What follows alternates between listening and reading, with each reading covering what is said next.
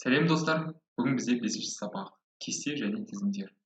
Жалпы кесте дегеніміз, енді өздеріңіз білесіздер, парақшада, кез келген парақшада осы кестелерді жиі кездестіруге болады.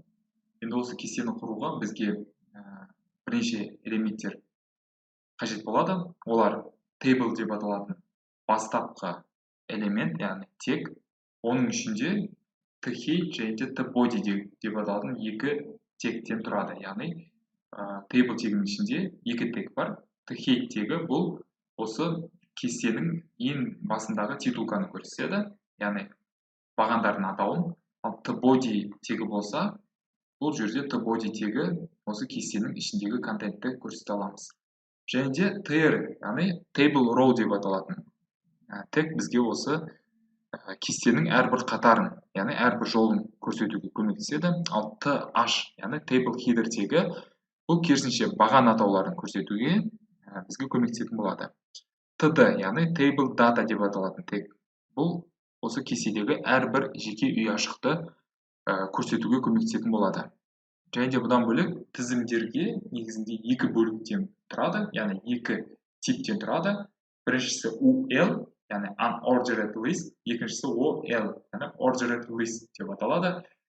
Біріншісі ол реттелмеген тізім, нүкте түрінде беріледі, ал екіншісі реттелген сан арқылы берілетін тізім. Және де осы екі тектің ішінде де міндетті түрде болуы қажет тек ол li, яғни list item. Осы тізімнің элементі болып табылады. Енді практика жүзінде қарастырайық. Ең астына өту арқылы мына жерден біз сіздермен бірге table тегін құратын боламыз. Table, жаңа айтып өткендей, екі бөліктен тұрады, t-height және де t-body деп аталады. Енді t-heighттің ішінде біз tr, яғни осы кестенің қатарын көрсетеміз міндетті түрде. Енді осы қатар бойынша біз сіздермен бірге th, яғни table header'ді көрсетеміз. Бұл осы бағандардың атауы. Және де мына жерде номер болсын. Номерден кейін барып name деп жазайық, немесе қазақша атауы. Бағасы. Және де жылы деп жазайық. t-body'дің ішіне өту арқылы тағы да біз сіздермен бірге table row деген қоятын боламыз, яғни қатар. Және де бұл жерде енді th емес, біз сіздермен бірге td, яғни table data тегін қолданамыз. Бұл уже мәліметтер басталады. Бізде мәліметтер бойынша мына жерде мысалы Toyota деп жазайын, бағасы 5 миллион, жылы 2020. Дәл осылай көшіріп қоямыз. Бізде бірінші қатар, мынау екінші қатар, және де астында келесі кезекте бізде үшінші қатар. Яғни 3 жол бар бізде. Бұлардың номері 2 және де 3. Lexus деп жазайын.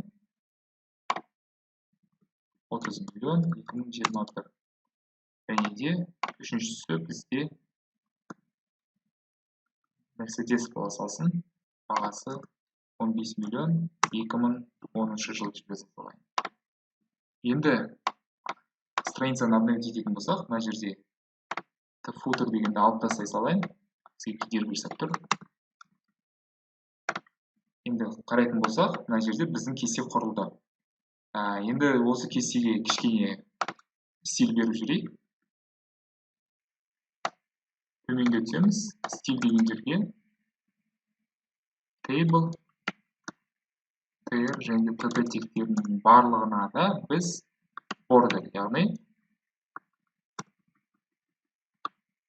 border тегін көрсетеміз, стилін көрсетеміз. Өлшемі 1 пиксель және де түсі red деп жаза салайық. Обновить етеміз. Міне, сол кезде біздің кестеге осындай шетінде осындай стиль көрсетіледі. td-ны алып тастайтын болсақ, ол кезде бізде осы ішінде тұрған шекара көшірілетін болады. Бұл енді table болатын. Table'дан бөлек біз тізімді көрсетсек болады.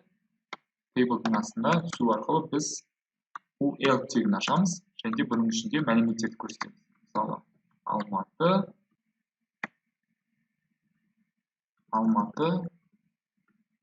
Нұр-Сұлтан және де Шымкент деп жазады. Осы арқылы біз тізім көрсетсек болады. Және де бұл тізімдерді H1 тегін қойсақ болады. Қалалар деп жазу арқылы біз осы тізімді көрсетсек болады. Көріп отырғандарыңыздай, UL тегі бұл unordered list деп аталады, яғни рет жоқ. Бұл кездейсоқ осы нүкте түрінде, нүкте бойынша беріледі тізім, ал бізге рет бойынша беру қажет болса, онда біз UL тегін OL тегіне ауыстыратын боламыз. Яғни ordered list деп аталады. Сол кезде нәтижесі ретінде көріп отырғандарыңыздай бізде белгілі бір рет пайда болды.